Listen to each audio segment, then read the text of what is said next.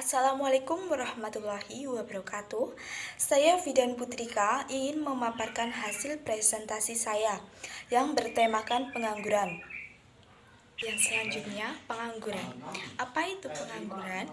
Pengangguran adalah orang yang masuk dalam kategori angkatan kerja penduduk yang berumur 15-59 tahun.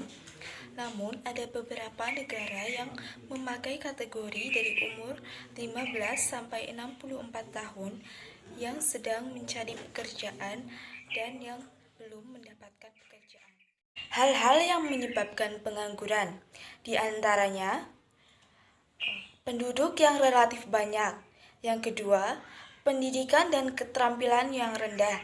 Yang ketiga, angkatan kerja tidak dapat memenuhi syarat yang diminta oleh dunia kerja. Yang keempat, semakin tingginya teknologi semakin modern. Yang kelima, pengusaha yang selalu mengejar keuntungan dengan cara melakukan penghematan. Yang keenam, penerapan rasionalisasi, adanya lapangan kerja dengan dipengaruhi musim ketidakstabilan perekonomian, politik, dan keamanan suatu negara. Yang selanjutnya, jenis-jenis pengangguran. Yang pertama, menurut penyebabnya, ada pengangguran friksional atau pengangguran normal. Pada setiap masa, sebagian kecil dari angkatan kerja adalah keadaan menganggur atas kemauan sendiri. Mereka berhenti dari tempat kerja yang lama demi pekerjaan lainnya yang lebih layak. Contohnya, seorang pekerja yang bekerja pada pabrik tekstil yang ingin pindah bekerja pada pabrik plastik dengan alasan ingin mendapatkan gaji yang lebih tinggi. Yang kedua adalah pengangguran struktural. Kemajuan teknologi di kegiatan ekonomi lain, perubahan dan cita rasa masyarakat, dan masuknya peluang baru yang lebih efisien di pasar adalah ekonomi. Contohnya, perkembangan teknologi telah menjadikan beberapa keterampilan menjadikan usang dan memunculkan jenis lapangan kerja baru. Yang ketiga ada pengangguran teknologi. Pengangguran dapat pula disebabkan oleh adanya pergantian tenaga manusia oleh mesin atau bahan-bahan kimia. Contohnya, karyawan yang di-PHK oleh perusahaan dikarenakan digantikan oleh peralatan yang lebih canggih yang bisa menggantikan pekerjaan manusia. Selanjutnya, pengangguran siklikal. Pengangguran yang menganggur akibat imbas naik turunnya siklus ekonomi sehingga permintaan tenaga kerja lebih rendah dari penawaran kerja. Contohnya, di suatu perusahaan ketika sedang maju butuh tenaga kerja baru untuk perusahaan usahanya. Dan juga sebaliknya, jika perusahaan sedang mengalami penurunan, maka akan terjadinya pengurangan tenaga kerja. Berdasarkan ciri-cirinya, pengangguran dibedakan menjadi 4. Yang pertama ada pengangguran terbuka. Pengangguran terbuka adalah pengangguran yang benar-benar terlihat manggurnya atau nyata dilihat.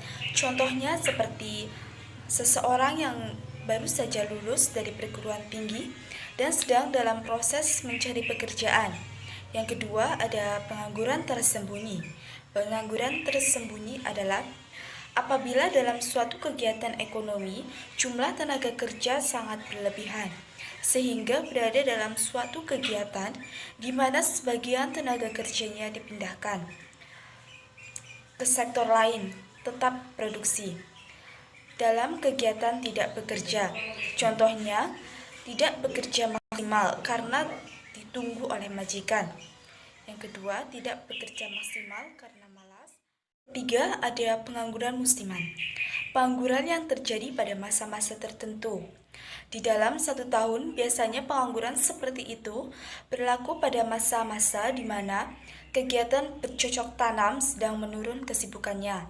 Contohnya, petani yang menganggur pada musim kemarau karena lahannya tidak dapat tumbuh subur karena tidak terdapat musim hujan. Yang keempat, setengah pengangguran. Setengah pengangguran terjadi atas pengangguran sukarela dan dukarela. Contohnya, seorang buruh konstruksi atau bangunan yang telah menyelesaikan pekerjaannya di suatu proyek untuk sementara menganggur sambil menunggu proyek berikutnya. Hal-hal yang menyebabkan pengangguran, di antaranya penduduk yang relatif banyak. Yang kedua, pendidikan dan keterampilan yang rendah. Yang ketiga, angkatan kerja tidak dapat memenuhi syarat yang diminta oleh dunia kerja. Yang keempat, semakin tingginya teknologi semakin modern. Yang kelima, pengusaha yang selalu mengejar keuntungan dengan cara melakukan penghematan-penghematan. Yang keenam, penerapan rasionalisasi, adanya lapangan kerja dengan dipengaruhi musim ketidakstabilan perekonomian, politik, dan keamanan suatu negara. Akibat buruk yang ditimbulkan oleh pengangguran. Yang pertama, peningkatan tindakan kriminalitas. Yang kedua, tingkat kesehatan menurun. Yang ketiga, terjadinya kekacauan sosial dan politik. Yang keempat, hilangnya kepercayaan diri dan menurunnya kemampuan kerja. Yang terakhir adalah cara mengatasi pengangguran. Yang pertama, menyelenggarakan bursa tenaga kerja. Yang kedua, memberikan pelatihan kerja. Yang ketiga, meningkatkan mutu pendidikan. Yang terakhir, meningkatkan jiwa kewirausahaan dan adanya transmigrasi.